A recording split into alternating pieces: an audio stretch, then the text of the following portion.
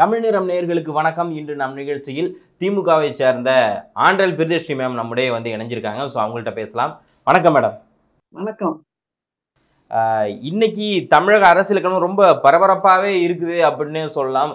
துரைமுருகன் அவங்க மகன் வீட்டில் அமலாக்கத்துறையினுடைய அந்த ரைடு நடந்துகிட்டு இருக்கு. அதுக்கெல்லாம் முன்னாடி என்ன நடந்துச்சு அப்படின்னு பார்த்தா, குஷ்பு அவர்கள் கடுமையாக திமுகவை விமர்சனம் பண்ணியிருக்காங்க. கொஞ்ச நாள் கேப் விட்டுருந்தாங்க. டக்குன்னு பார்த்தா இப்போ திமுக ரொம்ப கடுமையாக விமர்சனம் பண்ணுறாங்களே, அதை எப்படி பார்க்குறீங்க? நீங்களே கேள்வியும் கேட்டு நீங்களே பதிலும் சொல்லிட்டீங்கப்பா. ஏன்னா கொஞ்ச நாள் கேப் விட்டுருந்தாங்கன்னு ஒரு பதில சொன்னீங்கல்ல. அப்படின்னா இடைவெளி விட்டு சினிமால இடைவேளை விட்டுட்டு திரும்பவும் திரைப்படம் ஆரம்பிக்கிற மாதிரி பண்றதுக்கு அரசியல் சினிமா இல்ல அப்படிங்கிற புரிதல் அவங்களுக்கு உருவாக்கணும். அதை தவிர இன்றைக்கு அவர்கள் செய்கின்ற இந்த சேட்டை எல்லாம் விளம்பரத்திற்காக செய்யப்படுகின்ற போராட்டம்னு நீதிமன்றமே ஒரு டைரக்ஷன் கொடுத்திருக்கு, வழிகாட்டுதல் கொடுத்திருக்கு.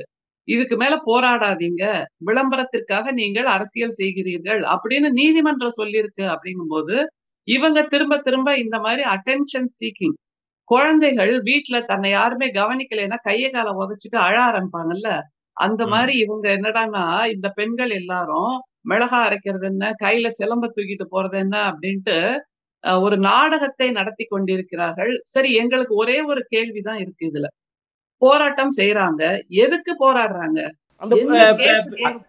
அந்த அண்ணா யூனிவர்சிட்டியில அந்த பெண்ணுக்கு நடந்த அந்த ஒரு சம்பவத்துக்காக எல்லாருமே போராடுறோம்னு சொல்றாங்க. ஓகே, நாங்களும் தானே குரல் கொடுத்திருக்கோம். திமுகவை சேர்ந்த நாங்களும் குரல் கொடுத்திருக்கோம். இதுல தெரிய வேண்டியது என்ன, நம்ம திரும்ப திரும்ப உரக்க பேச வேண்டியது என்னன்னா, நம்முடைய திராவிட முன்னேற்ற கழகத்தின் அரசு என்பது எங்கேயாவது இந்த விசாரணையை தடை செய்ததா?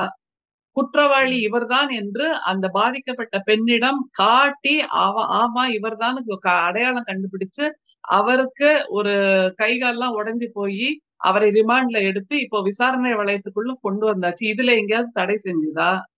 இல்லை குற்றவாளியை வெளிப்படுத்த கூடாதுன்னு தடை செஞ்சுதா? விசாரணை நடத்தக்கூடாதுன்னு தடை செஞ்சுதா? எதையுமே பண்ணலையே. குறுக்கீடுக்கு மன்னிக்கணும். இவங்க குஷ்பு என்ன கேட்குறாங்க அப்படின்னா, மகளிர் ஆணையம் எங்க போனுச்சு? இதுவே அதிமுக தவறு பண்றப்பெல்லாம் கேள்வி கேட்ட மகளிர் ஆணையம் இப்ப எங்க போனுச்சு அப்படின்னு கேள்வி கேட்குறாங்க. கனிமொழி ஏன் இதுக்கு மேம் ஏன் இதுக்கு கேள்வி கேட்கல அப்படிங்கிறத கேட்குறாங்க.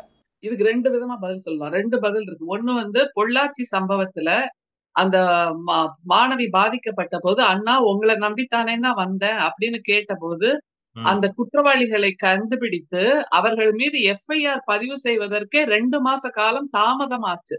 அப்போ திரும்ப திரும்ப நம்முடைய இப்போதைய முதல்வர், அன்றைக்கு எதிர்க்கட்சி தலைவராக இருந்த எங்களுடைய தலைவர் தான் போராட்டத்தை முன்னெடுத்தார். 2 மாசம் தொடர் போராட்டத்துக்கு அப்புறம் தான் எஃப்ஐஆரே பதிவு செய்யப்பட்டது. ஆனா இந்த விஷயத்துல அப்படி நடந்ததா? இல்ல.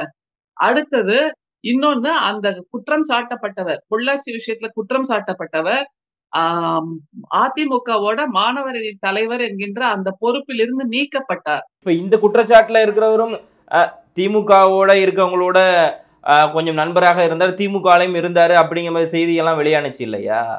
இதுக்கு நாங்க ஏற்கனவே பலமுறை பதில் சொல்லியாச்சு. இவர் திமுகவை சேர்ந்தவர் இல்லை, திமுக உறுப்பினர் இல்லை. அதிமுகல குற்றம் சாட்டப்பட்ட அந்த பொள்ளாச்சி சம்பவத்தில் குற்றம் சாட்டப்பட்டவர் அதிமுக அடிப்படை உறுப்பினர் பதவியில் பொறுப்பிலிருந்து நீக்கப்பட்டார். அப்போ அவர் உறுப்பினரா இருந்தார், நீக்கப்பட்டார்னு அர்த்தம். இங்க அவர் நீக்கப்படவே இல்லை, ஏன்னா அவர் உறுப்பினரே இல்லையே. அப்ப திமுகவின் உறுப்பினரே இல்லாத ஒருத்தரை நாங்க எப்படி நீக்குவோம்? ஆனா இங்க என்ன விஷயம் நடக்குது அப்படின்னா, இந்த அண்ணா யூனிவர்சிட்டி ஒரு இஷ்யூ இருக்கிறதுனால நீங்க சொன்ன மாதிரியே பார்த்தா எதிர்கட்சிகள் மிளகாய் அரைச்சி அதுக்கெல்லாம் போராட்டம் நடத்துறதுலேருந்து ஆரம்பிச்சு, சீமான் ஒரு பக்கம் போராட்டம் நடத்துறாங்க, அன்புமணி அவங்களுடைய மனைவி அவங்க சௌமியா அவங்க போராட்டம் நடத்துறாங்க, சௌமியா மேம் போராட்டம் நடத்துறாங்க. அப்படிங்கிறப்போ ஒட்டுமொத்த எல்லா எதிர்கட்சிகளும் இப்ப திமுகவுக்கு எதிரான ஒரு மனநிலை, எல்லாருமே அந்த செய்திகளை கொண்டு சேர்க்கிறப்போ திமுகவுக்கு எதிரான ஒரு மனநிலை உருவாகிட்டோ அப்படிங்கிற கேள்வி வருது இல்லையா? இல்ல, எப்போதுமே தமிழ்நாட்டு அரசியல் திமுகவை மையப்படுத்தி திமுகவை சுற்றி தான் நடந்து கொண்டிருக்கிறது. அதனால இவங்க எதிர் அரசியல் பண்ணணும்னா திமுகவை தான் எதிர்த்து பண்ணணும். ஆனா திமுக எந்த தவறும் செய்யவில்லையே. அதுதானே எங்களோட ஒரே கேள்வியா இருக்கு. நீங்க எதுக்காக போராடுறீங்க? அந்த பெண்ணுக்கு நீதி வேண்டும்னு. அந்த நீதி கிடைப்பதற்கான முதல் நடவடிக்கை எல்லாமே விரைந்து 5 மணி நேரத்திற்குள் நம்முடைய திராவிட முன்னேற்ற கழக அரசு எடுத்து விட்டதா இல்லையா? செஞ்சு முடிச்சாச்சா இல்லையா? எங்கேயுமே தடை செய்யலையே. மணிப்பூர்ல நடந்த பிரச்சனைக்கு எஃப்ஐஆர் பதிவு செய்வதற்கே 1 வருஷ காலம் ஆக்கினாங்க. அதே மாதிரி பில்கிஸ் பானு விஷயத்துல அந்த குற்றவாளிகளை முன் விடுதலை செய்து அவர்களுக்கு வெற்றி மாலை போட்டு வெற்றி திலகமிட்டு வரவேற்றார்கள். இப்படியாக மிகப்பெரிய பட்டியல் இருக்கிறது. ஆனா தமிழ்நாட்டுல இந்த விஷயத்துல உடனடி நடவடிக்கை தமிழக அரசு எடுத்தது. அதே மாதிரி காவல்துறை ஆணையர் அருண் அவர்கள் மிக தெளிவாக பல விளக்கங்களை கொடுத்தார். அதைத்தான் அந்த டெக்னிக்கல் கிளிட்ச் என்று சொன்னதைத்தான் நேஷனல் இன்ஃபர்மேட்டிக் சென்டரும் அத்தென்டிகேட் பண்ணுச்சு. ஆமா இது டெக்னிக்கல் கிளிட்ச் தான் அப்படின்ட்டு. ஆனா இங்கே அவங்க எதிர்க்கட்சிகள் சொல்லக்கூடிய விஷயம் என்னவாக இருக்கு அப்படின்னா, தொடர்ந்து பெண்களுக்கு எதிரான இந்த மாதிரியான சம்பவங்கள் அதிகரிச்சுட்டே இருக்கப்போ ஒரு பாதுகாப்பு இல்லாத மாநிலமாக தமிழ்நாடு மாறிட்டு இருக்கு அப்படிங்கிறத திரும்ப திரும்ப சொல்லிட்டு இருக்காங்களே. ஸோ அது உண்மையாகிற மாதிரி மக்கள்கிட்ட போய் சேர்ந்துருமோ அப்படிங்கிற கேள்வி எழும்புது இல்லையா? அதுக்குதான் நாங்க விளக்கம் கொடுத்துக்கிட்டே இருக்கோம். தொடர்ந்து எங்க அதிகரிச்சுட்டே இருக்கு. இந்தியாவிலேயே மிக சமீபத்தில் வந்த ரிப்போர்ட் படி பெண்கள் மிகவும் பாதுகாப்பாக வேலை செய்யக்கூடிய, பணி செய்யக்கூடிய, கல்வி கற்கக்கூடிய மாநிலங்களில் முதன்மை இடத்தில் இருப்பது தமிழ்நாடு. இது நடக்கவே முடியாது. எங்கேயுமே இந்த மாதிரியான மனித குற்றங்கள் நடக்க சாத்தியமே இல்லைங்கிற நிலை உருவாவது என்பது மிக கடினம். அங்கங்கே குற்றங்கள் நடக்கும். ஆனா ஒண்ண புரிஞ்சுக்கோங்க தம்பி. தனி மனித ஒழுக்க குறைபாட்டுக்கும் அரச பயங்கரவாதத்துக்குமான வித்தியாசத்தை நீங்கள் அந்த பக்கத்தில் போராடுகின்ற குஷ்பு அக்கா, தமிழிசை அக்கா, அப்புறம் வேற என்ன அக்கா எல்லாம் இருக்காங்களோ எல்லாருக்கும் போய் சொல்லுங்க தயவுசெய்து. தனி மனித ஒழுக்க குறைபாடு இப்போது நடந்த விஷயம். அந்த குற்றவாளியாக சொல்லப்பட்ட ஞானசேகரனுடைய தனி மனித ஒழுக்க குறைபாடு. இதில் அரச பயங்கரவாதம் இல்லை. ஆனால் மணிப்பூரில் நடப்பது ஒன்றிய அரசின் ஆசீர்வாதத்தோடு நடக்கின்ற அரச பயங்கரவாதம். பில்கிஸ் பானுவுக்கு நடந்தது ஒன்றிய அரசின் ஆசீர்வாதத்தோடு நடந்த அரச பயங்கரவாதம். அதே மாதிரி காஷ்மீர்ல ஆசிஃபாக்கு நடந்தது அந்த பெண்ணுக்கு எதிராக, அந்த பெண்ணுக்கு இழைக்கப்பட்ட அநீதிக்கு எதிராக போராடியது யாரு? போராடியதுன்னு கூட சொல்ல மாட்டார். அந்த பெண்ணை பாலியல் பலாத்காரம் செய்தது நியாயம் என்று பிஜேபி எம்பிஸ் தான் தேசிய கொடியை கையில் ஏந்தி போராடினார்கள். அப்படின்னா இதுதான் அரச பயங்கரவாதம். இந்த மாதிரியாக பாலியல் குற்றங்களில் ஈடுபடுபவர்களுக்கு ஒன்றியத்தின் பிஜேபி அரசு என்ன பரிசு கொடுக்கும்? தண்டனை கொடுக்காது, பரிசு கொடுக்கும். எம்பி ஆக்கி அழகு பார்க்கும், எம்எல்ஏ ஆக்கி அழகு பார்க்கும், வேற உயர் பதவிகள் எல்லாம் கொடுக்கும். அப்ப நீங்க சொல்றதுல இருந்து நடந்தது பிரிஜ்பூஷனை அப்படி காப்பாற்றினார்கள் இல்லையா நம்முடைய ஒன்றிய நம்முடைய பிரதமரும் உள்துறை அமைச்சரும். கடந்த நாடாளுமன்ற தேர்தலுக்கு அவருடைய உதவி மிகவும் தேவை என்பதனால் உத்தரப்பிரதேசத்து எம்பியாக இருந்த பிரிஜ்பூஷனை அப்படி காப்பாற்றினார்கள். அவர் மீது நம்முடைய மல்யுத்த வீராங்கனைகள் குற்றம் சொன்ன போது அவருடைய மகனுக்கு அந்த எம்பி பதவியை கொடுத்து அழகு பார்த்தார்களா இல்லையா? அது மாதிரி நம்முடைய ரேவண்ணா அவரை என்ன சொல்றீங்க? அவருடைய கையை உயர்த்தி பிடித்து இவருக்கு அளிக்கின்ற ஓட்டு எனக்கு அளிக்கின்ற ஓட்டு என்று பிரதமர் வீரவசனம் பேசினாரா இல்ல? இதைத்தான் அரச பயங்கரவாதம் அப்படிங்கிறோம். அப்ப இப்ப இருக்கக்கூடிய ஆசீர்வாதத்தோடு நடக்கின்ற பயங்கரவாதங்கள். ஆனால் இங்கே நடந்தது தனி மனித ஒழுக்க குறைபாடு. ரெண்டுத்துக்குமான வித்தியாசம் இருக்கு. இதுல தமிழ்நாட்டு அரசை நீங்கள் குறை கூறுவது என்பது பொருத்தமற்றது, நியாயமற்றது. அதை தவிர தமிழ்நாடு அரசு மிக துரிதமாக நடவடிக்கை எடுத்திருக்கு.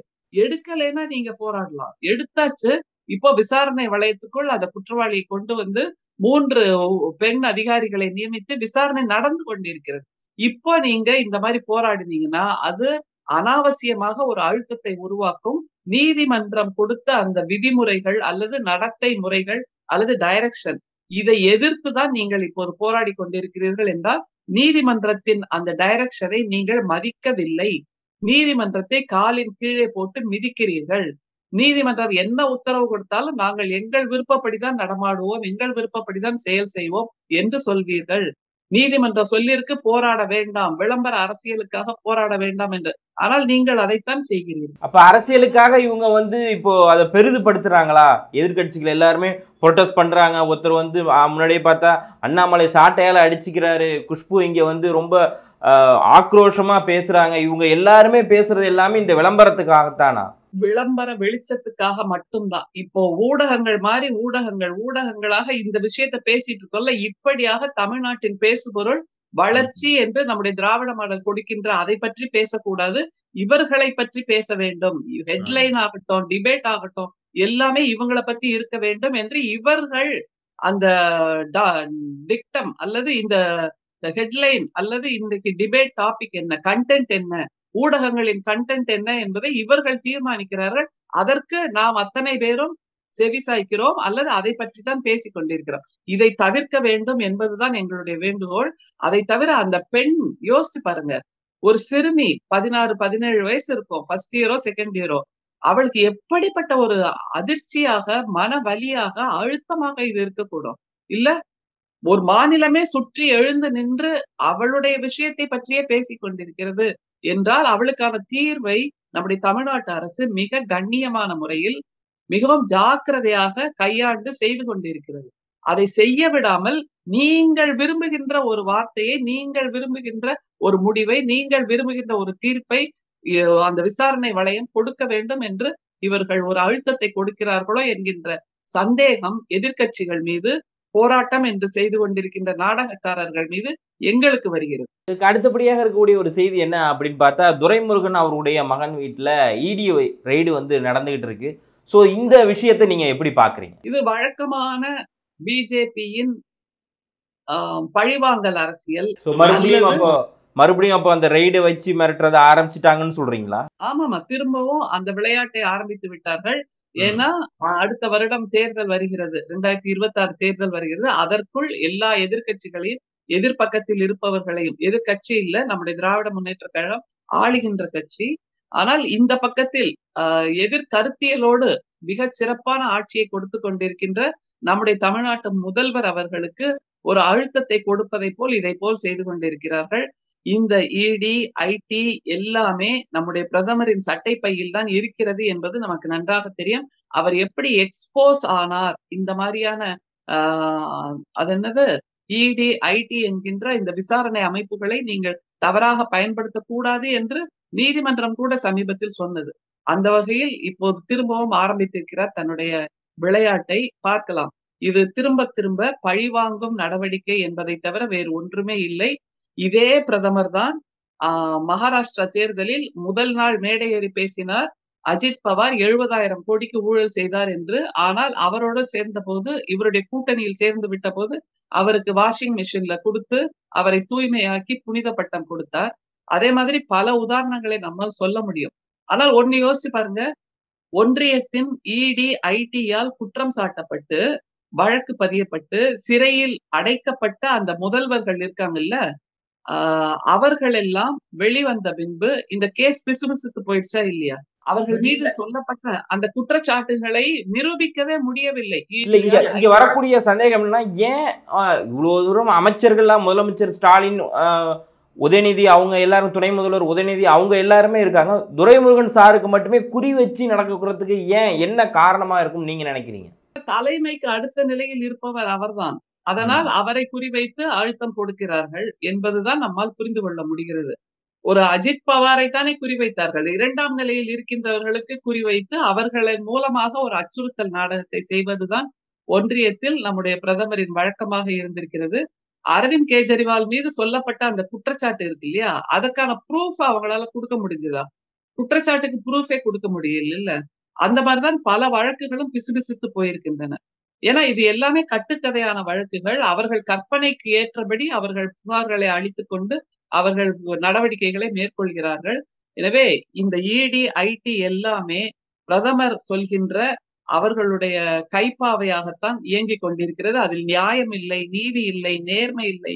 இதெல்லாம் தன்னார்வ சுதந்திரமான அமைப்புகள் என்று பேரு. ஆனா எந்த சுதந்திரமான அமைப்பும் இந்தியாவில் சுதந்திரமாக இயங்கவில்லை. முற்ற முழுக்க பொம்மலாட்டக்காரர் மாதிரி நம்முடைய பிரதமர் அசைத்துக் கொண்டிருக்கிறார். இவர்கள் ஆடிக்கொண்டிருக்கிறார்கள். அப்படிதான் பார்க்க முடியும். அதே மாதிரிதான் நீங்க கூட முதல் கேள்விக்கு சொன்னீங்க சாட்டை அடி அப்படின்னு. பிஜேபி மாநில தலைவர் கொடுத்து கொண்டது சாட்டை அடினார். சாட்டை அடின்ற வார்த்தையெல்லாம் பயன்படுத்தாதீங்க. சாட்டை அடி என்பது உண்மையாகவே கோயிலுக்கு நேர்ந்து கொண்டு பக்தர்கள் செய்கின்ற ஒரு விஷயம். அதே மாதிரி நம்முடைய இஸ்லாமிய சகோதரர்கள் முஹர்ரம் பண்டிகையின் போது சாட்டையால் அடித்துக் கொள்வார்கள். ஆனால் இவர் செய்தது வெறும் பஞ்சுத்திரி. பஞ்சுத்திரியால் தன்னை தடவி விட்டுக் கொண்டார் என்பதைத்தான் நாம் உணர வேண்டும். அதோ உலகம் விஞ்ஞான மயமாக, அறிவியல் மயமாக முன்னேறி கொண்டிருக்கின்ற ஆர்டிபிஷியல் சாட் ஜிபிடி காலத்துல இவர் இன்னும் பல கற்காலத்துக்கு கூட்டிட்டு போறேன் பாத்தியான்னு இப்படியாக பிற்போக்குத்தனமான அரசியலை செய்து கொண்டிருக்கிறார். லண்டன்ல போய் படிச்சது இதுதான். நான் இன்டர்நேஷனல் பாலிடிக்ஸ் படிக்க போறேன்னு சொன்னாரு. இன்டர்நேஷனல் பாலிடிக்ஸ்ல போய் ஸ்டோன் ஏஜ் பாலிடிக்ஸ படிச்சுட்டு வந்த மாதிரி இருக்கு. அவ்வளவு மட்டரகமாக, அவ்வளவு ரசனையே இல்லாத ஒரு விஷயத்தை பொதுவெளியில் அரை நிர்வாணமாக இவர் செய்ததை பார்த்தபோது, பெண்கள் தலையில அடிச்சுக்கிட்டாங்க. அது தெரியுமா உங்களுக்கு? பெண்களோட சைக்காலஜி தெரியுமா இவருக்கு? 20,000 புக் படிச்சிருக்கேங்கிறாரு. பெண்கள் இப்படி அரை நிர்வாணமாக ஒருத்தன் சாலையில் இறங்கி நடந்தால் கண்ண மூடிட்டு தலையில அடிச்சுப்பாங்க. என்ன இப்படி பண்றான் அப்படின்ட்டு. அந்த மாதிரியான நிலையைத்தான் அவர் உருவாக்கி வைத்திருக்கிறார். இன்றைக்கு தமிழ்நாட்டில் தமிழ்நாட்டு அரசியலை அகில இந்திய அளவிலும் கேலி கூத்தாக்கி இருப்பது இந்த பிஜேபி மாநில கட்சி என்பதை நான் உரக்கச் சொல்ல விரும்புகிறேன். அந்த வரிசையில் தான் இன்றைக்கு இந்த போராட்டமும் வந்திருக்கிறது. இதுல பார்த்தோமேயானால் நம்ம துரைமுருகன் அவங்கள விவகாரத்துல பார்த்தோமேயானால் கொஞ்ச நாளைக்கு முன்னாடி பாமக நிறுவனர் ராமதாஸ் அவர்கள் வந்து சொல்லியிருந்தாங்க, துரைமுருகன் அவர்களுக்கு தான் வந்து முதல்வர் பதவி கொடுத்துருக்கணும் அப்படிங்கிற மாதிரிலாம் அவங்க வந்து பேசியிருந்தாங்க. அது கடந்து பார்த்தா இப்போ இடி ரைடு வந்து நடக்குது. ஸோ இதெல்லாம் பார்க்குறப்போ இந்த இடி ரைடு மூலமாக திமுகவுக்கு நெருக்கடி வந்துருமோ அப்படிங்கிற ஒரு விஷயம் இருக்குது. ஏன்னா நீங்கள் சொல்கிற மாதிரியே பார்த்தா திமுகவினுடைய ஒரு மிக முதலமைச்சரே ஆலோசனை கேட்கக்கூடிய ஒரு இடத்துல துரைமுருகன் இருக்கிறப்போ இது நெருக்கடியை கொடுக்குமா? இது மாதிரியான அழுத்தங்கள், இது மாதிரியான சூழ்ச்சிகள், இது மாதிரியான பல போராட்டங்கள் எல்லாவற்றையும் தினசரி சந்தித்து தனக்குள் உருவேற்றிக் கொண்டு வலிமையாக்கி கொண்டு மிகப்பெரிய அசைக்க முடியாத இமயமாக இருப்பது திமுக என்கின்ற எங்களுடைய கட்சி. அது மிகப்பெரிய ஆலமரம். அதனுடைய விழுதுகள் கோடிக்கணக்கில் இருக்கின்றன. எனவே ஒரு சின்ன எறும்பு போய் அப்படியே ஆலமரத்து வேருக்குள்ள போற மாதிரியான ஒரு விஷயம்தான் இந்த இடி ரெய்டு என்று நாங்கள் பார்க்கிறோம். நிச்சயமாக இது ஒன்றியத்தில் பிரதமரின் மிகவும் கீழ்த்தரமான அரசியல் என்றுதான் நிச்சயமாக சொல்ல முடியும். இப்படியாக இந்த சுதந்திரமான அமைப்புகளை தன்னுடைய சட்டை பையில் வைத்துக்கொண்டு பிரதமர் செய்கின்ற இந்த மாதிரியான கீழ்த்தரமான அரசியலை இனிமேலாவது அவர் முற்றுப்புள்ளி வைக்க வேண்டும் என்பதுதான் எங்களுடைய ஒரே சிந்தனையாக இருக்கிறது. இறுதியான ஒரு கேள்வி கேட்டு இந்த விவாதத்தை முடிச்சுக்கலாம்னு நினைக்கிறேன். ஏன்னா அண்ணாமலை தொடர்ந்து செந்தில் பாலாஜி அவர்களை வந்து விமர்சனம் செஞ்சுட்டு வந்தார் ஆரம்ப நாட்களில்.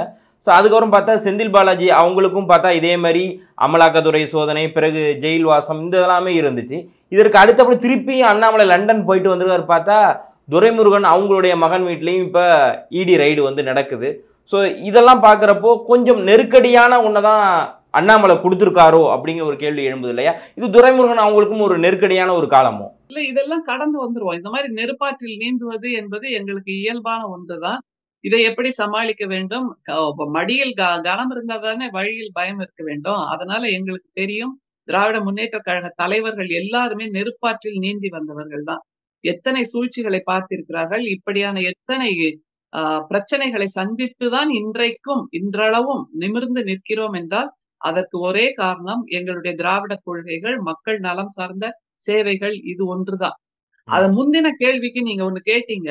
பாமக தலைவர் டாக்டர் ராமதாஸ் அவர்கள் சொன்ன ஒரு கருத்தை பற்றி, அவரே தன்னுடைய மகனுக்கு கொடுப்பதற்கு பதிலாக பேரனுக்கு ஒரு பொறுப்பை கொடுக்கிறேன் என்று அவர்கள் வீட்டுக்குள்ளேயே நாடகம் ஆடிக்கொண்டிருக்கிறார்கள்.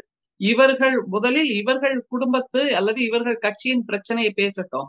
அதுக்கப்புறம் மத்தவங்க என்ன பண்றாங்க அப்படிங்கறத பேசலாம். துணை முதல்வர் பொறுப்பு என்பது யாருக்கு கொடுக்க வேண்டும் என்பது முதல்வருடைய விருப்ப உரிமை, பிரெராகேட்டிவ். அதை பற்றி கமெண்ட் சொல்வதற்கோ அல்லது அதை பற்றி கருத்து சொல்வதற்கோ அல்லது அதை பற்றி வெளியில் இருந்து இன்னொரு கட்சி தலைவராக இருந்து அதை இப்படி செய்திருக்கலாமே அப்படி செய்திருக்கலாமே என்று சொல்வதற்கோ இவருக்கு எந்த விதமான தார்மீக பொறுப்பும் கிடையாது, உரிமையும் கிடையாது. ஏன்னா இப்போ தன்னுடைய பேரனை கொண்டு வருகிறார் என்னும் போது அங்கே மகன் எதிர்த்து நின்று கொண்டிருக்கிறார். மகன் அவர்கிட்ட பிரிஞ்சு போய் பனையூர்ல போய் உட்கார்ந்து இருக்காருங்கிறாங்க. அந்த காட்சியை பாக்குறோம். அப்படின்னா அவருடைய கட்சி தொண்டர்களுக்கு அவர் துரோகம் செய்கிறார் அப்படின்னு சொல்லாம, அவருடைய கட்சியில் மற்ற தொண்டர்களை வளர விடாமல் தங்களுடைய வீட்டுக்குள்ளேயே குடும்பத்தை அப்பம் போல பிரித்துக் கொள்கிறார்கள், அப்பனும் மகனுமாக பிரித்துக் கொள்கிறார்கள் அப்படியெல்லாம் சொல்லலாமா? அது உள்கட்சி பிரச்சனை ஆகாதா? அதனால யார் யார் எதை சொல்ல வேண்டுமோ பொதுவான பிரச்சனைகள், சமூக பிரச்சனைகளுக்கு கருத்து சொன்னால் சரியாக இருக்கும். பாமக என்கின்ற அந்த கட்சியின், அந்த ஜாதி கட்சியின், அப்படிதான் சொல்ல முடியும், ஜாதி கட்சியின் தலைவராக இருக்கக்கூடியவருக்கு அழகற்றது இது என்று நான் வன்மையாக கண்டிக்கிறேன். இந்த நேரத்தில் இணைந்து உங்களுடைய கருத்துக்களை வழங்கியமைக்கு மிக்க நன்றி. நன்றி.